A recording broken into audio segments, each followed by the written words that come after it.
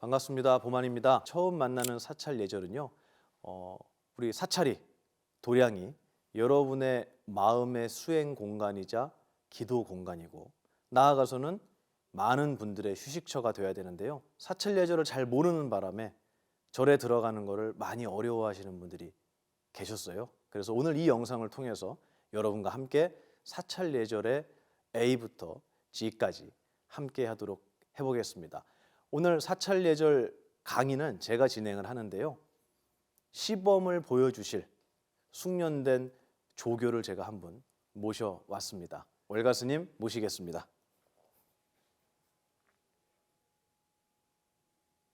안녕하십니까. 오늘 보만 스님과 함께 숙련되었는지 안 되었는지는 아직 확인이 안 됐는데요. 시범을 맡게 된 월가입니다. 월가 스님께서 이제 오늘 사찰 예절을 잘 모르는 여러분과 같은 입장에서 하나하나 배우고 그리고 마지막에 보여주시는 역할을 맡아주시겠습니다. 스님 잘 부탁드립니다. 잘 부탁드리겠습니다. 사찰에서 등장하는 예절은요. 어떤 법도만을 이야기하는 것 같진 않아요. 왜냐하면 사찰이라고 하는 곳이 우리가 함께 수행하고 공부하는 곳이고 제가 아까 말씀드렸듯이 우리의 마음의 쉼터가 되는 곳이기 때문에 굳이 예절이 필요하냐라고 생각하신 분도 많이 계실 텐데요.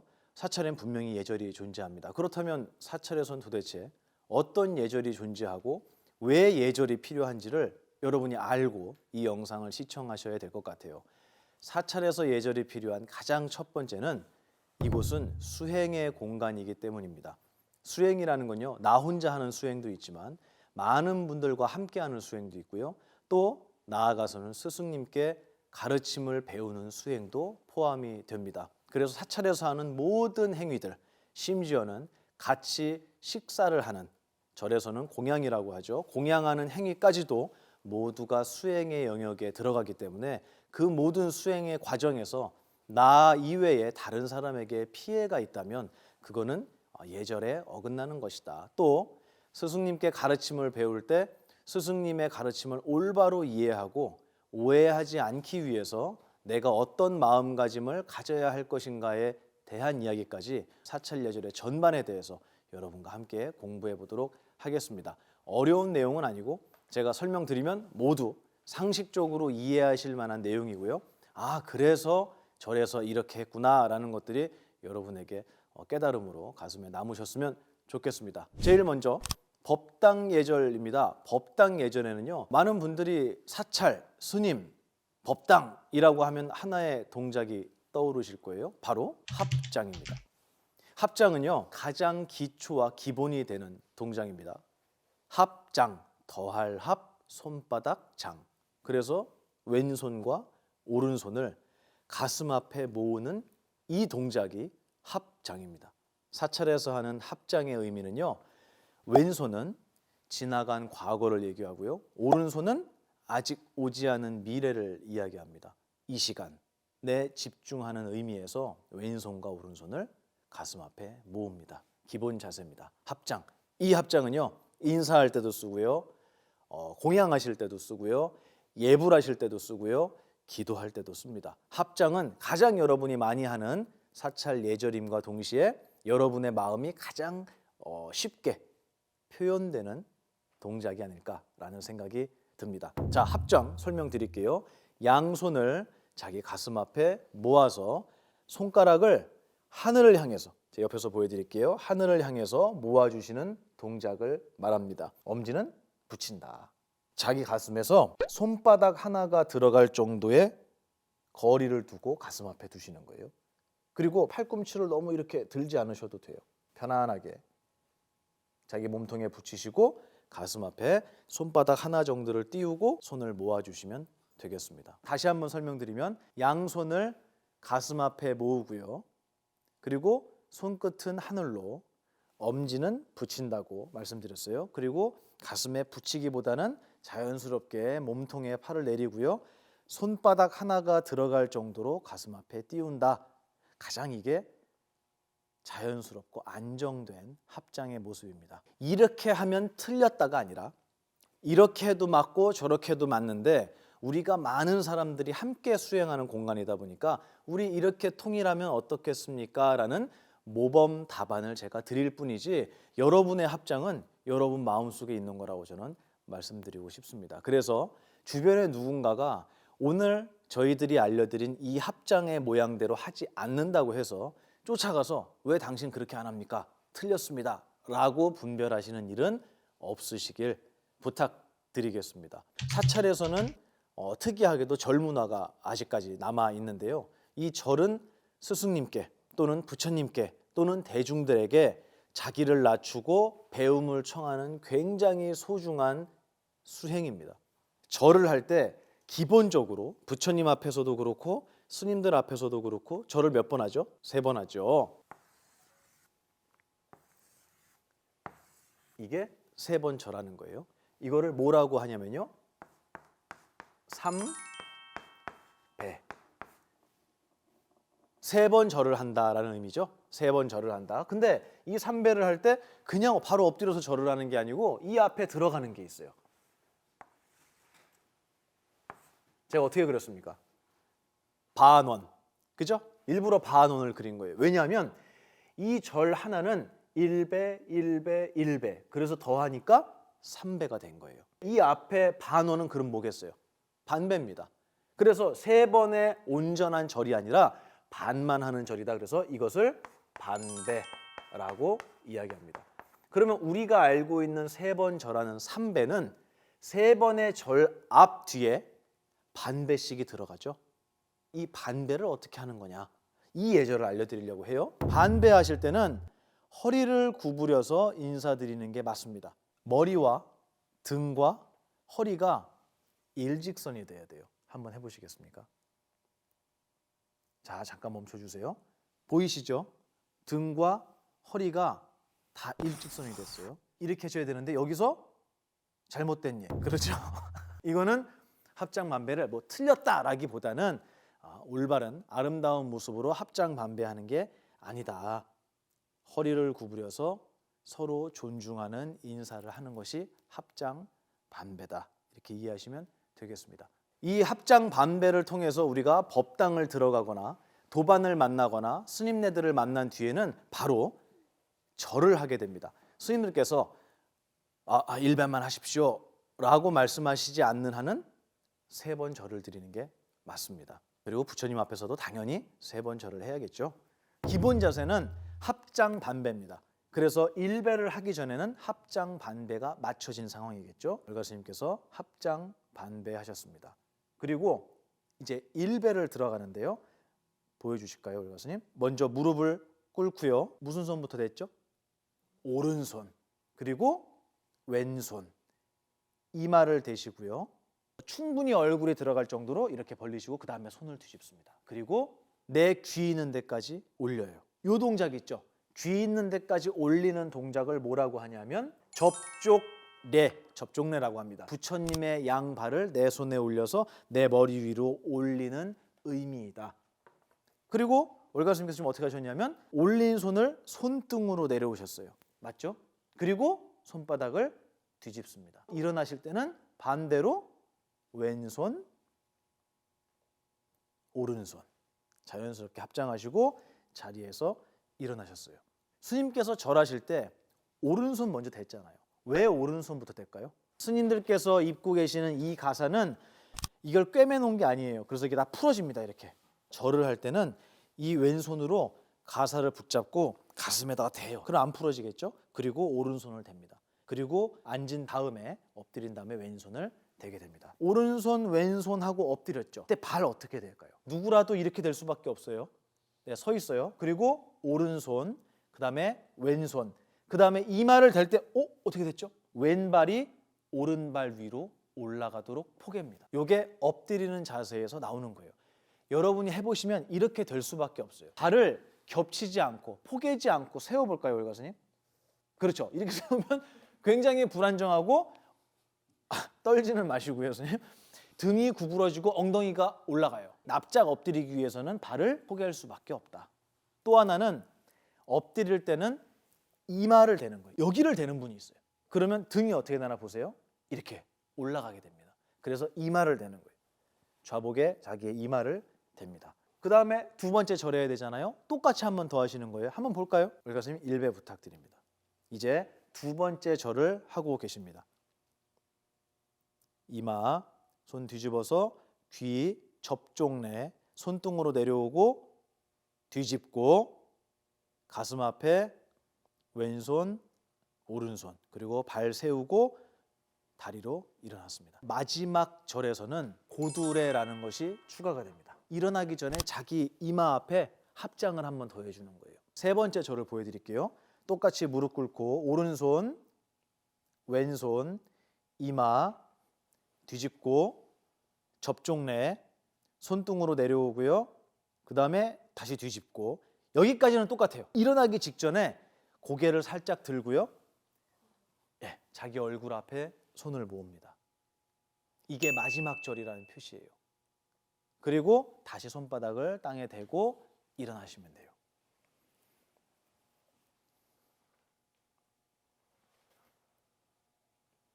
이게 세 번째 절입니다.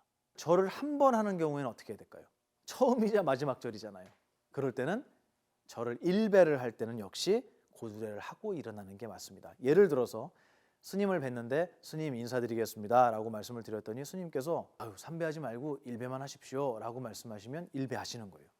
그러면 네, 오른손 왼손 접종내 그리고 바로 고두레 그리고 일어나시면 되겠습니다. 그리고 마지막에 반배. 스님들께서 참선을 하시거나 좌선을 하시는 곳은 무조건 좌식, 바닥에 앉고요. 그러니까 뭘 깝니까? 방석이라고 하죠. 근데 방석이 아니라 절에서는 좌복이라고 합니다. 법당에 들어오시면 좌복을 깔고 여기 앉아서 참선도 하고 법문도 듣겠죠. 그러면 바닥에 앉으니까 앉는 자세가 있어요. 불교에서는 가, 부, 좌라고 합니다. 부처님의 상을 보면 부처님 가부좌를 하고 앉아 계세요. 이 가부좌는 익숙하지 않은 분들은 다리가 엄청 아파요. 그래서 익숙하지 않은 분들을 위해서 한쪽만 다리 위에 올리는 반가부좌라는 걸 하게 됩니다. 이 가부좌는요, 꼭 예절이라고 하기보다는 올바른 자세로 앉아야 긴 시간을 앉아서 법문을 들을 수 있고 힘들지 않게 공부할 수 있기 때문에 앉는 법은 상당히 중요하다라고 말씀드리겠습니다. 가부좌를 어떻게 하는 건지 보여드리겠습니다. 왼발을 자기 오른쪽 허벅지 위로 올립니다. 네, 감사합니다. 그리고 나서 오른발도 왼쪽 허벅지 위로 올립니다. 네. 이렇게 되면 양발이 전부 다 하늘을 향해 있죠. 이 자세로 우리 석가모니 부처님도 앉아 계세요. 이거를 뭐라고 한다? 가부좌라고 합니다. 반가부좌, 한쪽만 올리는 거를 알려드릴게요. 오른발을 왼쪽 다리 밑으로 당겨서 놓습니다. 그러면 왼발만 올라갔네요. 반가부좌. 반가부좌를 하고 있는 상태에서 이 허리를 펴는 게 중요해요. 내 엉덩이를 조금만, 요만큼만 뒤로 물러 앉는다고 생각하세요. 다리는 그냥 두고. 이렇게 되면 허리가 완전하게 펴져요. 그래서 지금 보시면 월가스님 머리, 등, 허리가 다 일직선입니다. 그리고 양손은 가볍게 무릎 위에 올리든지 아니면 포개서 단전 앞에다가 댑니다. 손은 모아서 단전 앞에 두시고 엉덩이를 살짝 빼셨죠. 그리고 반가부좌 하시고 정면을 바라보시는데 시선을요 약간 상향을 바라보면 턱이 들리게 돼 있거든요. 그래서 앉을 때는 고개를 숙이는 게 아니고요. 그 시선을 바닥을 본다라고 생각하고 턱을 살짝만 당기면 아주 바른 자세가 나옵니다. 한국 남자들이 법당에 들어가는 걸 두려워해요. 어떻게 행동해야 되는지를 모르기 때문에 이 법식, 법도를 모르기 때문에 법당에 들어가는 걸 되게 어색해 하시는 분들이 많이 계신데요. 오늘 제가 설명드리는 거 들으시면 누구라도 마음 편안하게 오셔서 부처님 뵙고 스님들께 인사드릴 수 있을 겁니다. 전통 사찰은 대부분이 가로로 긴 건축물입니다. 법당에 문이 보통 3개가 있어요. 보통 3개. 가운데 큰 문이 하나가 있습니다. 그리고 이쪽에 하나가 있고요. 이쪽에 하나가 있어요. 부처님께서 앉아 계신 이 앞쪽에 이 정면에 있는 문은요, 그냥 아무나 들어가는 문은 아니에요. 이 사찰에서 가장 어른 스님만 이 문을 통해 들어가세요. 그럼 어떤 분은 야, 절에서도 위아래가 있고 여기도 야, 신분제가 있구나 이렇게 생각하시는데 그런 뜻이 아니고요. 이 가운데 문을 통해 들어가신다는 것은 부처님을 대신해서 이 대중들에게 법문을 하시는 어른 스님께서 들어가신다라고 생각하시면 돼요. 그래서 대중들은 이 가운데 문을 쓰지 않고 양쪽 옆 문을 사용을 합니다. 제가 이 빗금친 이 부분을 부르는 이름이 있습니다. 여기를 뭐라고 하느냐? 어간이라고 합니다. 어간은 임금님 앞을 얘기하는 건데요. 우리나라에서 부르는 이름이에요. 그래서 부처님 앞에 있는 이 빗금친, 실제로는 보이지 않지만 이 공간을 어간이라고 부르고요. 이 어간 앞에 있는 문이니까 당연히 무슨 문? 어간문이라고 합니다. 이 옆에 문은 오른쪽 왼쪽 문이 있는데 여기에 대돌이라고 부르는 돌멩이가 놔져 있어요. 이쪽도 있고 이쪽도 있습니다. 그리고 여기 앞에도 있어요. 보통은 그렇게 있습니다. 이 대돌은 뭐냐면 이걸 밟고 이 안으로 들어가라는 얘기예요. 이 전통 사찰은 보통 땅에서 높이 지어져 있기 때문에 이 대돌이 없으면 오르고 내리기가 좀 힘들어요. 그래서 이걸 밟고 올라가라는 의미이기 때문에 이 대돌 위에 신발 놓는 게 아니고 이 뒤에 놓습니다. 이렇게. 그리고 이걸 밟고 안으로 들어가는 거예요. 이 문이 이쪽 면에 있지 않고요. 이 앞에 있는 경우도 있어요. 이렇게 돼 있는 데도 있어요. 이것도 역시 어간문을 제외하고는 여러분이 어느 문으로든 다 들어갈 수 있다. 어간문 이렇게 제가 설명을 해드렸는데 들어가서 어간문에서 문 열고 안에 막 들여다보고 막 야, 법당 크네 이러고 여기 꼭 그런 분이 있어요. 그리고 신발 신고 여기 올라가시는 분들이 있고요. 오늘 사찰 예절을 배우셨으니까 그런 행동을 하지 마시고 어간은 나하고 상관이 없다. 내가 큰 스님이 될 꿈이 있으시면 그때 된 다음에 들어가세요. 미리 들어가지 마시고. 이 문으로 들어갈 때 어느 쪽 발을 먼저 들어가느냐 이거 모르는 분 되게 많아요. 그러면 어떤 분이 그렇게 생각할 거예요. 아니 뭐 그냥 들어가기만 하면 되지 왼쪽 발 오른쪽 발이 뭐 중요하냐. 대부분 그렇게 생각하죠. 먼저 들어가야 되는 게 정해져 있어요. 왼발이 먼저 들어가야 되는데 당신은 오른발이 먼저 들어갔으니까 틀렸습니다. 이런 얘기는 아니에요. 법당에 들어갈 때는 들어가자마자 부처님께 반배의 예를 올리거든요. 그런데 왼발 들어가고 오른발 들어가면 돌아서서 인사를 해야 돼요. 그런데 오른발부터 들어가면 어떨까요? 오른발 들어가고 왼발 들어가면 바로 인사하면 되는 거예요. 왼발 오른발이 중요한 게 아니에요. 여기에 가장 어른이 계신다고 생각해봐요. 내가 정말 존경하는 스승님께서 앉아 계세요. 근데 이렇게 들어가는 사람이 어디 있어요? 당연히 오른발을 먼저 들어가서 이렇게 인사하게 됩니다. 이해가 되셨죠? 이게 법당에 들어가는 발의 순서다. 여러분이 이제 들어갔어요. 인사를 해야 될 거 아니에요, 부처님한테. 들어가면 어느 법당이나 좌복이 쌓여 있습니다. 저 쌓여 있는 좌복을 하나 가지고 와서 부처님을 향해서 좌복을 놓으세요.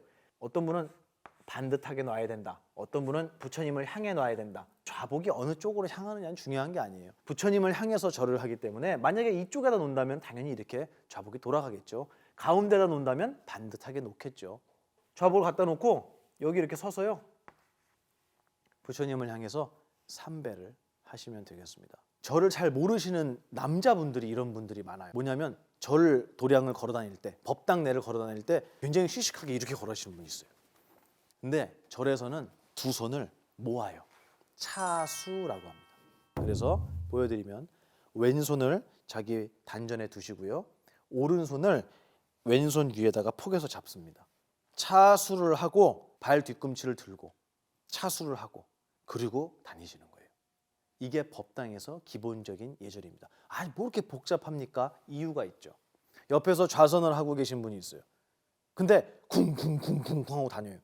어떨까요? 옆 사람을 배려하는 거예요. 뒤꿈치를 안 들었다고 부처님한테 천벌을 받는 게 아니라 옆에 함께 공부하는 분을 배려한다는 의미에서 손도 모으고 뒤꿈치도 들고 다니는 것이다. 차수. 이해가 되셨죠? 도량 내에서는 그렇게 다니시면 되겠습니다. 이 법당에서 막 신이 나서 돌아다닐 일은 별로 없어요.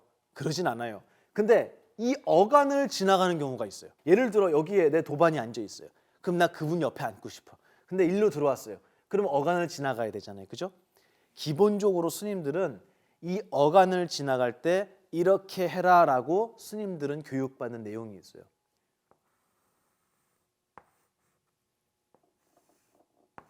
이렇게 지나갈 거 아니에요. 그죠? 그러면 여기까지 와서 이 어간 앞에서 부처님을 향해서 합장 반배를 해요. 그리고 합장한 채로 어간을 지나간 뒤에 다 지나가면 다시 부처님을 향해서 합장 반배를 하라고 배웠어요. 제가 보여드릴게요. 이 칠판이 어간 넓이라고 생각해 보세요. 그러면 뒤꿈치를 들고 차수를 하고 있다가 걸어서 어간까지 왔습니다. 그러면 부처님을 향해서 합장 반배 하고 합장한 채로 어간을 건너갑니다. 그리고 다 건너왔죠. 그러면 다시 부처님을 향해서 합장 반배 하고 지나가시는 거예요. 근데 여러분은 그렇게까지 하실 필요는 없어요. 어간 앞을 지나갈 때는 차수하고 법당에서 다니다가 어간 앞을 지나갈 때만 합장하시고 지나가시면 되겠습니다. 법당에서 부처님께서 앉아 계신 이 단을 부르는 이름이 있어요. 이걸 뭐라고 부르냐면 상단이라고 해요. 높다, 가장 높다. 그리고 이 옆에 대부분이 이렇게 길게 돼 있어요. 아니면 이 옆으로 이렇게 붙어 있는 경우도 있어요. 중단, 하단 이렇게 불러요. 그래서 중단은 무엇으로 구분하시냐면 여기에는 신중단이라고 해서 신중탱화가 걸려 있습니다. 부처님을 바라보고 오른편은 보통 신중단 또는 중단이라고 하고요. 이 왼편은 영단 또는 하단이라고 합니다. 영단이니까 당연히 돌아가신 분들을 모시는 단이 있겠죠. 이런 구조로 돼 있어요. 상단, 중단, 하단. 그래서 스님들께서 예불을 모실 때도 상단 예불, 중단 예불, 하단 예불이 따로 있어요. 예불이라고는 안 하지만 순서가 그래요. 상단, 중단, 하단으로 이 스님들께서 예불하고 기도하는 순서가 그렇게 정해져 있어요. 그걸 따라서 여러분도 들어가시면 부처님한테 3배, 그리고 중단을 향해 3배, 그리고 하단을 향해 3배 하시는 게 가장 이상적인 절이죠. 또 상단만 있고 중단과 하단, 영단이 없는 도량도 많이 있어요. 그럴 때는 부처님께 상단에만 절을 3번 하시면 되겠습니다. 여러분 궁금해하실 게 하나 있어요. 향을 올려야 되냐 말아야 되느냐, 불을 켜야 되냐 말아야 되느냐. 이 앞에 단이 있어요. 여기를 불단이라고 얘기하잖아요. 이 불단에 무조건 향로가 있습니다. 그리고 그 옆에 뭐가 있죠? 촛대가 있죠. 근데 향이 없거나 초를 켤 수 있는 도구가 없다면 거기는 하지 말란 얘기예요. 대부분 초를 켤 수 없게 해놔요. 목조 건물이기 때문에, 그리고 그 건물 자체가 문화재인 경우가 많기 때문에 화재의 위험성으로 라이터나 성냥을 갖다 놓지 않는다. 이렇게 이해하시면 되겠습니다. 굳이 차에 가서 라이터 찾아오시면 안 돼요. 옆 사람 빌려서 괜히 켜고 이러지 마세요. 하지 말란 얘기예요. 기본은 들어와서 부처님께 초와 향을 올리는 게 맞다. 그리고 좌복에서 절을 3번 드리고 그리고 나오시면 돼요. 그게 아니라 나는 앉아서 잠깐 기도를 하고 싶어, 아니면 잠깐 나는 좌선을 하고 싶어 하시면 초와 향을 올리시고 자리로 돌아와서 아까 말씀드린 가부좌를 하시거나 반가부좌를 하시거나 앉아서 여러분 기도나 공부를 하시면 되는 거예요. 향을 올리는 모습, 그리고 도구를 이용해서 촛불을 끄는 모습까지 보여드리도록 하겠습니다. 합장하고 걸어오셔서 부처님 앞에 가까이 섭니다. 그리고 부처님을 향해서 반배를 올리고요. 향들이 꽂혀 있죠. 이 향을 많이 피우시지 말고 하나만 피우시면 돼요. 가까운 초에다가 향을 갖다 댑니다. 불이 붙었습니다. 그리고 이 향은 무연향이라고 해서 연기가 없어요. 근데 보통 향은 연기가 납니다. 그리고 초에다가 불을 붙이고 나면 여기에 불꽃이 붙어 있는 경우가 있어요. 이럴 때 이 불꽃을 후 하고 불지 마시고 한번 흔들면 꺼져요. 불은 꺼지고 불꽃만 남은 상태에서 이 향을 부처님 앞에 올립니다. 부처님을 향해서 합장 반배. 물러날 때는 뒤로 획 도는 게 아니고요. 뒷걸음질로 물러납니다. 그리고 어느 정도 물러난 뒤에는 이제 제자리로 들어가시면 되겠습니다. 촛불을 꺼라 그러면 어떻게 끌까요? 입으로 후 불겠죠. 법당에는 대부분 이렇게 촛불을 끄는 기구가 있어요. 꽃갈 모양으로 되어 있고요. 안에가 이렇게 비어 있어요. 촛불을 이걸로 덮어서 꺼라 이거예요. 자, 보여드릴게요. 갖다만 대도 꺼졌어요. 살짝 덮고 잠깐만 기다리시면은 불이 꺼집니다. 그리고 제자리에 놓으시면 돼요. 이렇게 하나씩 다 끄시고 그리고 법당에서 나가시면 되겠습니다.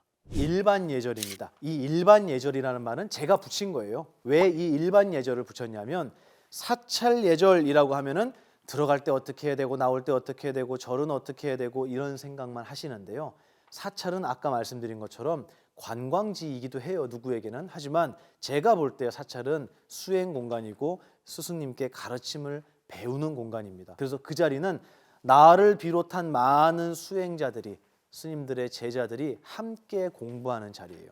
그러면 다른 분들에게 결례가 되지 않는 행동들을 우리는 당연히 생각해 봐야 하겠죠. 그리고 또 하나는 내가 배우러 간 자리에서 어떤 자세로 배워야 이 배움을 올바로 받아갈 수 있는지도 생각해 봐야 되는 문제예요. 제가 그런 부분을 일반 예절이라고 하는 카테고리로 만들어 봤습니다. 절에 가실 때는 무슨 복장을 하고 가야 되느냐, 이거 되게 헷갈릴 수 있어요. 이거는 되고 저거는 안 돼. 이거는 여기까지 되고 그 이상은 안 돼. 이렇게 여러분이 생각하기 때문에 어려움을 느껴요. 기본은 뭐냐면요, 내가 가장 존경하는 스승님이 계신 방에 들어간다고 생각하시면 돼요. 그럼 문 열고 들어가자마자 뭐 할까요? 당연히 인사하죠. 그게 아까 여러분 배우신 들어오자마자 부처님께 인사드렸잖아요. 똑같아요. 운동을 하다가 절이 있었구나, 나 저기 가서 인사드려야지 하면 추리닝 입고 들어가셔도 돼요. 그리고 등산하다가, 산에 절이 있으니까 등산하다가 산속에 있는 절에 갔는데 등산복에다가 막 엉망진창이다, 옷이 막 땀도 막 흘리고 이렇다고 안 들어가실 필요 없어요. 들어가서 절하시면 돼요. 하지만 알고 하는 것과 모르고 하는 건 다르죠. 원래는 이렇게 예의를 갖추고 와야 되는데 오늘은 부득이 이렇게 왔습니다 하는 분은 절대로 결례가 아니다. 여기는 여러분이 예의를 지키냐 안 지키냐를 심사하는 곳이 아니에요. 여러분이 어떤 마음으로 사찰을 가느냐가 가장 중요하다고 말씀드리고 싶습니다. 아함경에 보면은 이런 말이 나와요. 우리에게 신분이라는 것이 존재합니까? 라는 질문을 부처님께 드립니다. 뭐라고 하셨냐면, 신분은 그 사람의 출생에 있지 않다. 신분은 그 사람의 무엇에 있다? 업에 있다라고 말씀하셨어요. 우리나라 말로 쉽게 바꾸면 이렇게 바꾸시면 비슷할 거예요. 이렇게. 그러면 우리가 하는 행위는 크게 불교에서 세 가지로 나눕니다. 친한 친구를 안아줬어요. 이거는 몸으로 하는 행위죠. 신업이라고 합니다. 구업이라고 합니다. 입, 구자예요. 입. 몸으로 표현 안 하고 말로도 표현 안 했어요. 근데 저 속에 뜻으로 짓는 행위가 있어요. 그거를 뭐라고 하느냐? 의업이라고 합니다. 그래서 이 세 가지를 합쳐서 삼업이라고 해요. 세 가지의 업이다. 그 사람의 신분은 출생에 있지 않다. 다시 말해서 아버지가 노비라고 너도 노비는 아니다 이거예요. 아버지가 귀족이라고 너도 귀족은 아니야. 아버지가 왕이라고 너도 왕은 아니야. 하지만 너의 행위에 의해서 너의 신분이 결정돼 라고 말씀하신 거예요. 이건 신분이 있다는 얘기예요, 없다는 얘기예요? 정해져 있지 않다. 신구의 삼업을 아름답게 만들므로 인해서 우리는 스스로의 신분을 높일 수 있어요. 아무리 누더기의 옷을 입고 있어도 누군가를 향해서 부처님의 가르침을 전하거나 삶의 지혜를 전한다면 제가 누더기를 입었다고 거지라고 하겠어요? 다시 얘기해서 그 사람의 신분은 그 사람의 행위에 있더라라는 말씀을 부처님께서 2600년 전에 아함경에서 해주신 거예요. 근데 과연 우리가 이거 배우고 삽니까? 기분 나쁘면 속으로 욕하고, 만만하다 싶으면 입으로 욕하고, 그리고 그 사람 없으면 뒤에서 욕하고. 이거는 뭐냐면 자기의 신분을 떨어뜨리는 행위다. 고귀한 신분을 만들기 위해서는 아주 아름다운 삼업을 짓는 수행을 해야 한다라는 말씀을 드리고 싶었어요. 그리고 그 수행을 가장 먼저 어디서 해야 되느냐? 사찰, 도량에서 해야 한다라는 말씀을 드리고 싶었습니다. 스님을 대하기가 너무 어려워요. 스님을 대할 때 어떻게 해야 될지를 말씀을 드릴게요. 첫 번째로는 스님을 만났다. 합장반배 맞습니다. 합장반배.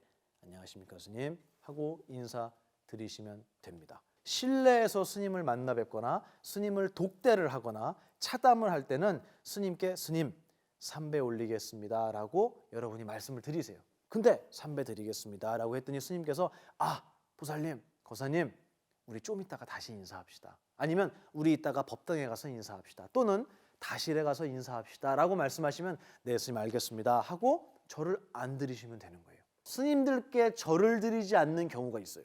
인사드리지 않는 경우가 있습니다. 그게 언제냐면 첫 번째는 새벽 예불을 하기 전이에요. 스님들이 가서장삼을 수하고 법당에 들어갈 때는 스님들도 인사를 받지 않아요. 인사를 하지도 않아요. 도반 스님 만나도 그냥 이렇게 목례만 하고 들어갑니다. 그리고 법당에서 무릎 꿇고 앉아서 누구에게 가장 먼저 인사를 드리느냐? 부처님께 인사를 드립니다. 두 번째 경우 스님께서 법당에서 연부를 하시거나 참선을 하시거나 기도를 하시거나 독경을 하실 때, 경전을 보실 때 이럴 때는 인사하지 않습니다. 스님께서 수행 중이시죠. 근데 있어요 그런 분이. 거기서 참선하고 있는데 가서 두들겨요 스님을. 스님 저 왔어요. 안녕하세요. 너무 반가운 마음에 스님께서 뭘 하시는지를 미처 내가 헤아리지 못하고 스님께 가서 인사를 드리는 경우가 있어요. 그래서 그때도 법당에서 스님께서 수행 정진하고 계실 때는 또는 연부를 하고 계실 때는 또는 기도를 하거나 제를 지내고 계실 때는 인사하지 않는다. 스님께서 공양을 하실 때가 있어요. 쉽게 얘기해서 식사하실 때, 밥을 드실 때 스님께는 인사드리지 않아요. 왜냐하면 여기서 인사는 스님 안녕하십니까 합장반배를 얘기하는 게 아니고 절을 드리는 걸 얘기하는 거예요. 공양을 하고 계신데 갑자기 없어서 절을 해봐요. 그럼 스님 어떻게 해야죠? 네, 잘 오셨습니다 하고 인사 받아야 될 거 아니에요. 밥 먹다가. 근데 스님들은 공양하시는 것도 수행의 일종으로 생각하세요. 그렇기 때문에 그 시간도 스님께 절을 드리거나 인사하지 않습니다. 스님이 편찮으셔서 방에 누워 계실 때가 있어요. 편찮으셔서 누워 있는데 가서 굳이 문을 열고 절을 드리는 분이 있어요. 상식적으로 생각해 보면 스님께서 일어나서 인사를 받으시기 불편한 상황이 있다는 거예요. 해우소에 가셔서 스님께는 인사드리지 않습니다. 어떤 상황인지 모르잖아요, 스님이. 더 얘기 안 해도 되겠죠? 그래서 보통은 스님네들과 불자분들의 해우소를 구분해서 놓는 이유도 바로 그렇습니다. 근데 같이 있는 경우에도 해우소 앞에서 만났거나 아니면 스님을 해우소 안에서 만나는 경우가 있어요. 그런 경우도 인사하지 않고 그냥 합장반배만 하시고 지나가시면 되겠습니다. 그리고 절에 전화를 하시는 경우가 있어요. 근데 전화 외절을 모르시는 분이 되게 많아요. 어디든 전화를 하면 안녕하십니까? 안녕하세요? 인사를 해야 돼요. 자기 소개를 하셔야 돼요. 거창하게 하실 필요 없죠. 안녕하세요. 저는 어디 사는 누구라고 합니다. 전화 건 목적을 얘기하는 거예요. 제가 상담을 좀 하고 싶은데요. 보만 스님과 상담이 가능할까요? 당연한 거죠. 이거 지키는 분 저 거의 못 봤어요. 거의 없어요. 일단 전화가 와요. 전화가 오면 네, 도각사입니다. 보만 스님하고 차 마시려면 어떻게 해야 돼요? 실례지만 누구시죠? 그것까지 얘기해야 되나요?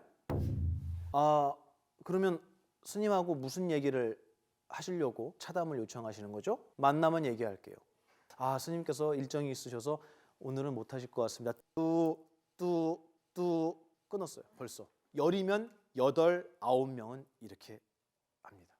내가 전화할 때 어떻게 하는가 한번 잘 돌아보셔야 될 필요가 있어요. 왜냐하면 전화는 얼굴을 보고 대화하는 게 아니잖아요. 그렇기 때문에 예의를 지켜도 오해할 소지가 참 많아요. 그래서 더 신중하게 예의를 지켜서 전화를 하셨으면 좋겠습니다. 여러분이 이렇게 부업을 지으시면 여러분의 신분이 높아져요. 다음으로는 공양실 예절입니다. 절에 가시면은 공양실, 식당이에요. 공양실 가셔서 식사, 공양하시는 경우가 많이 있는데요. 공양실에도 예절이 있어요. 보통 절에 가면은 막 대화를 하면서 먹나요? 아니죠.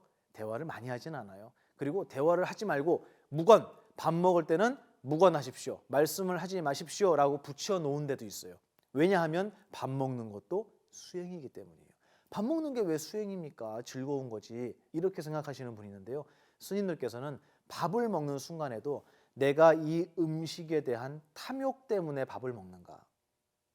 아니면 내가 이 밥을 먹고 육신을 지탱해서 수행을 하기 위해서 밥을 먹는가를 생각하도록 스님들은 교육받았어요.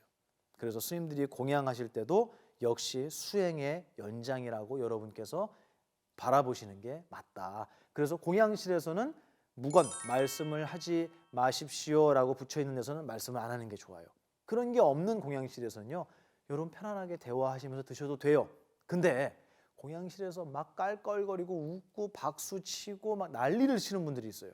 그건 옳지 않습니다. 그래서 너무 시끄럽게 공양하시지는 말아달라. 다음으로 도반예절 중요합니다. 도반예절 두 가지만 말씀드릴게요. 도반은 사찰에서 함께 공부하는 친구예요. 쉽게 얘기하면. 근데 친구는 친한 사람이 친구잖아요. 근데 도반은 좀 달라요. 도반은 같은 공부를 해나가는 말 그대로 도를 함께 닦는 친구예요. 뭐가 다르냐면 도반은 항상 나의 스승이 될 수 있는 분입니다. 그래서 도반을 얻는 것은 정말 소중한 일이라고 부처님께서도 말씀하셨어요. 그래서 도반끼리는 아무리 오랫동안 함께 공부를 했다고 해도 저는 이렇게 말씀드려요. 절대로 말을 놓지 말아라. 항상 경어를 사용해라. 저도 도반 스님들이 많이 계신데 말씀을 스님께 드릴 때는 놓지 않습니다. 아무리 저보다 나이가 어리거나 아니면 오랫동안 함께 계속 공부를 하고 살아왔던 스님이라고 하더라도 절대로 저는 말을 놓지 않아요. 스님 감사합니다. 스님 이렇게 해주십시오. 여러분도 그랬으면 좋겠어요. 도반분을 대하면서 이렇게 해주세요. 감사합니다. 잘 지내셨죠? 항상 예우하고 저분께 무엇을 배울 수 있는지를 생각한다면 반말이 나가거나 함부로 말을 내뱉는 일은 없을 거라고 생각합니다.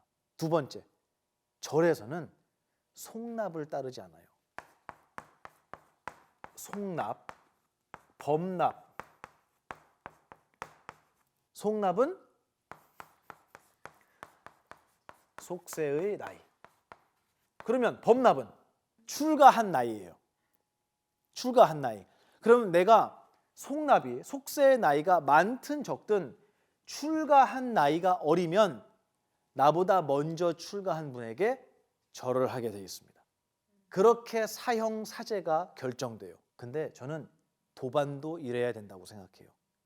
도반도 나보다 먼저 이 법을 공부하신 어른이 계시잖아요. 나보다 나이가 어리다고, 송납이 어리다고 해서 그분을 무시해서는 안 되는 거예요. 그래서 먼저 공부하신 분이 있으면 그분이 아유 저보다 연세도 많으신데 말씀 편하게 하십시오 라고 나보다 법납이 높은 먼저 공부하신 나이 어린 사람이 이야기한다 손 치더라도 그분께 깍듯하게 예의를 지키는 게 맞다. 그래서 나는 너보다 법납이 많으니까 너한테 반말할 거야가 아니에요. 그게 아니라 법납을 존중하는, 공부를 먼저 하신 사형, 선배를 존중하는 마음에서 수행자들은 절대로 송납에 의해서 위아래를 정하거나 나보다 나이가 어리다고 해서 보자마자 하대를 한다거나 이런 일은 있어서는 안 된다. 그래서 직접적으로 여쭤보진 않지만 우리가 대화하다 보면 대충 알게 되고요.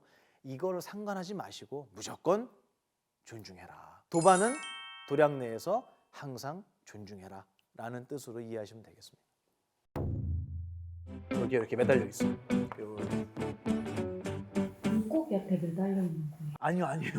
예, 물고기한테 매달려 있는 게 아니고 약간 좀 지울게요. 아유 미안합니다. 여기 천장에 매달려 있어요. 기둥에. 이렇게.